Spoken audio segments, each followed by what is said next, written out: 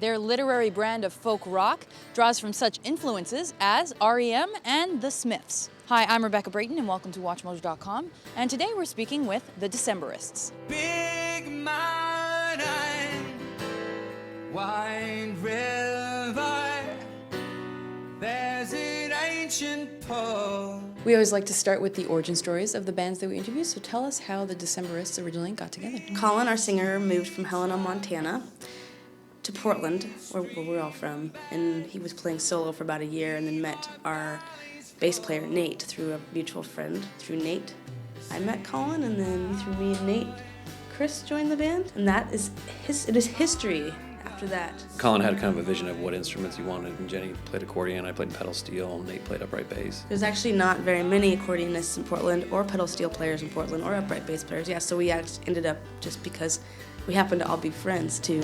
I'm gonna stand my ground. You rise to me and I'll blow you down.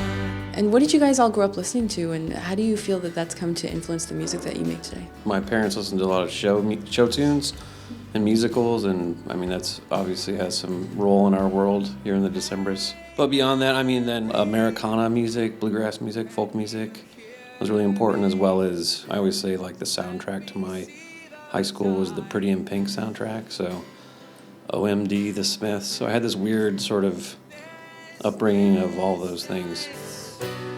Between us, can see the mountainside.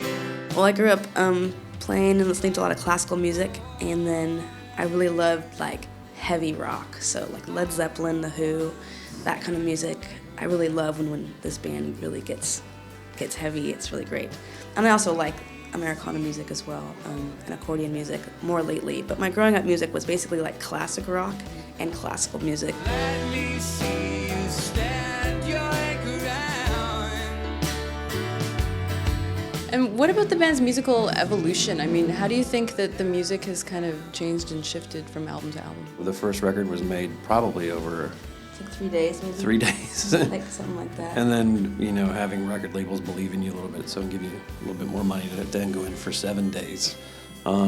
So in that, I mean, I don't know if that necessarily affected the songwriting process, but definitely the sound and the quality of sound. And, I think there was a period in indie rock to sort of, start making these sort of orchestral sounds and stuff, like Sufjan Stevens or Arcade Fire of that era. Like, it seems long ago, but it wasn't that long ago, like 2005. To have this sort of expansion, and I feel like we were kind of along the same paths, maybe starting with our record Picaresque, and then the Crane Wife, we kind of jumped off into the prog rock zone a little bit too. It's been a strange ride, and then the Hazards of Love, we were like this sort of quasi-fake metal band. My darling, my sweetheart, I am in your sway. The label indie is bandied about quite a bit. I mean, I guess what is indie to you? The genre of indie, because it's become a genre. I don't think it's like what DIY was, which was, Fugazi or something, which Yeah. I thought that's what indie rock was until bands started getting signed to big labels. It's hard to classify, I don't know. It's all over the place. It's just the current music, I think, that's not pop or Right. jazz or blues.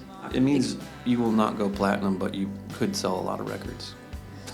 They rise to me and I'll blow them down. I am gonna stand my ground. If you weren't going to describe yourselves as indie, what would you say? See, this record's more of the Americana, on the Americana country side of things, and college rock. I mean, it's influenced by REM, so obviously, and then the Smiths, very obviously. We call it folk rock a lot of times now too, because we're tired of calling it indie rock, but it's indie rock. Yeah.